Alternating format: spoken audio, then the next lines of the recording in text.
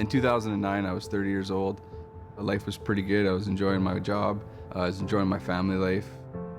I remember the wife and I were just talking about how good life was. And then I was injured at work. I'm Mike Rousselle. I'm a husband, a father of 3, and I'm an injured worker.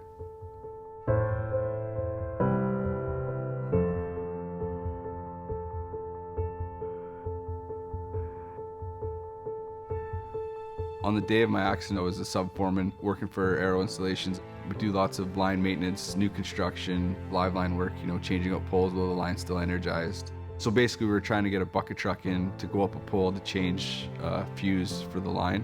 It was a tight spot and I think it was snowing or raining that morning. And I'm pretty sure the bucket truck got stuck and it was the end of the day. And I basically said to the guy I was with, I'll just climb it and get it while we're out here. And then we don't have to ever come back. The guy I was working with had his back to me when it happened, so he said he just heard a big, like an arc or a big bang, I guess, and he turned around and he seen there was a big ball of fire around me. He said it felt like it lasted forever, and then he said it finally went out, and then I went unconscious. I received a phone call around 3 o'clock that Mike had been in an accident. It wasn't too serious. He would probably just need some skin grafting, and he was in that hospital in Fernie. And just to hang tough, they were going to transfer him to Cranbrook within the hour. And as I waited, the phone calls kept coming in, and every call got worse and worse. I got a phone call, I think it was at 12:30 that night, and he said, I got some bad news. They had to take Mike's arm off. And that was when it was like, okay, this is bad. And it was almost surreal. I couldn't believe that happened. I remember thinking, well, he has children and he has to work, and how are we going to continue on with life if he doesn't have an arm? And you told me you were just going to skin graft his hand. You get the phone call later, it was they had to take his leg. You just kept thinking, like, this can't be real. The only thing I could think about was I'm not going to be able to be the same guy. I'm not going to be able to be active. I'm not going to be able to play sports. I won't be able to go back to work.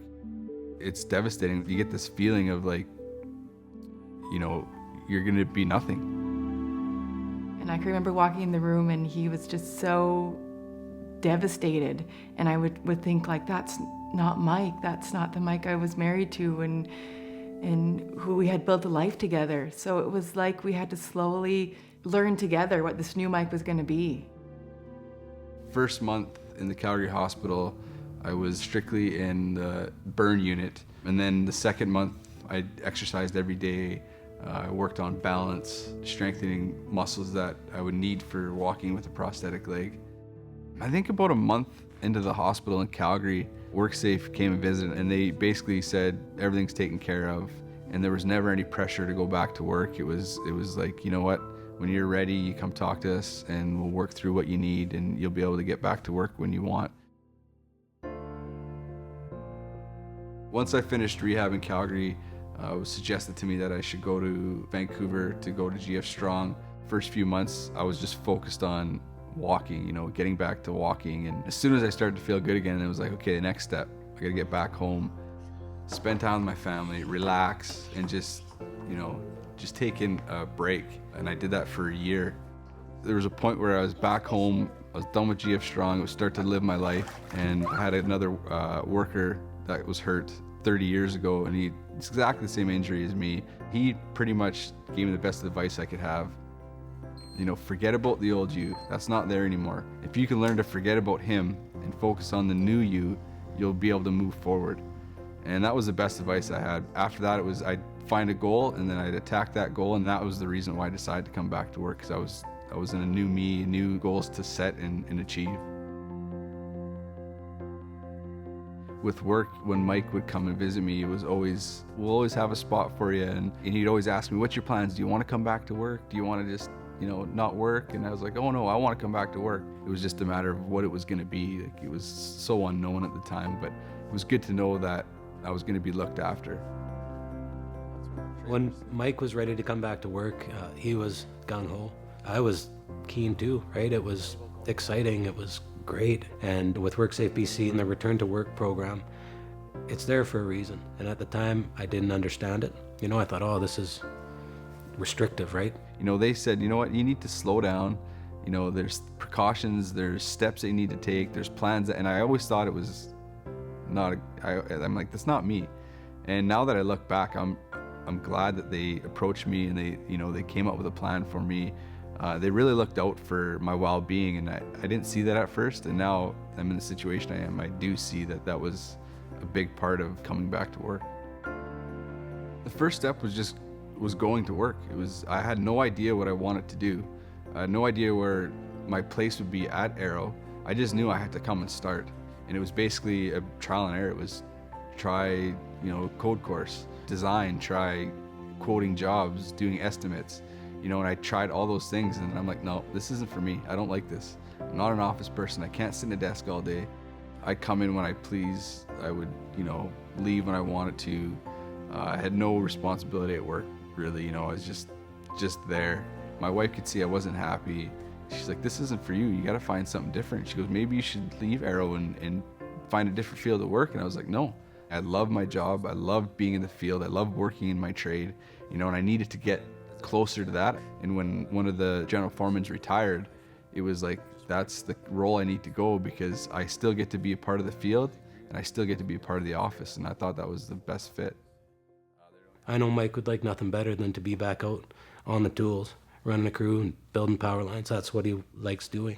And he's gotten to a point where he is out with the crews. And he's also doing a whole bunch of other things that are integral to the business running. He's stepped up in a big way. I think if it wasn't for Mike, I don't think I'd be able to have that return as smoothly as I have. I've been very fortunate that I've get the position I get, and I've got to do a trial and error type thing, and he's always supported that. Arrow could put all the things they need to put in place. WorkSafe can put everything in place for you, but if your attitude's not there, it's not going to work. You can make two choices. You can have an attitude where life sucks and poor me, or you can have the attitude where you're going to get up and you're going to make the best of what you got. And I'd rather be happy than be miserable. And that's a huge thing to my belief in life and how I should live. When you see Mike, seeing somebody without an arm or without a leg, it's not something you see every day. And being able to just be around him and just see, it's opened a lot of people's eyes as to what people are capable of. Before my accident, I did do mixed martial arts. I decided to try it again, and I realized it was something I enjoy doing every lunch hour. It's a great workout, and I get to do what I was doing before. And I do it differently, but I still get to do it, and you need to see that side of it.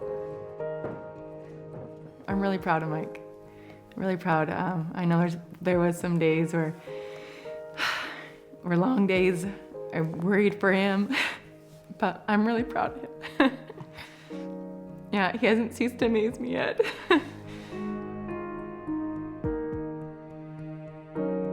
I'm quite pleased with where I'm at. Being that I'm half in the field, half in the office, I get the best of both worlds, really, and I get to do what I was doing before, just in a different way. If I was talking to an injured worker that's stuck in a position where they don't know where they want to go, is you have to be patient. You have to take the help from people and understand that it's a progression, it's a process, and you have to try.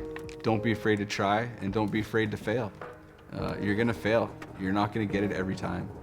But if you keep trying, eventually, if you're patient, you will get there, and you will find something that you can feel happy with yourself and get back to work and enjoy your life. I see Mike now, 3 years later, when he comes home from work, and he feels like, yeah, Arrow needs me. If I don't come tomorrow, things will not work properly. I need to be there. You need to find that no matter what it is. And I felt I found that, and now I'm back to where I was before the accident, where I enjoy my life. I'm happy. I love my family, and I love going to work.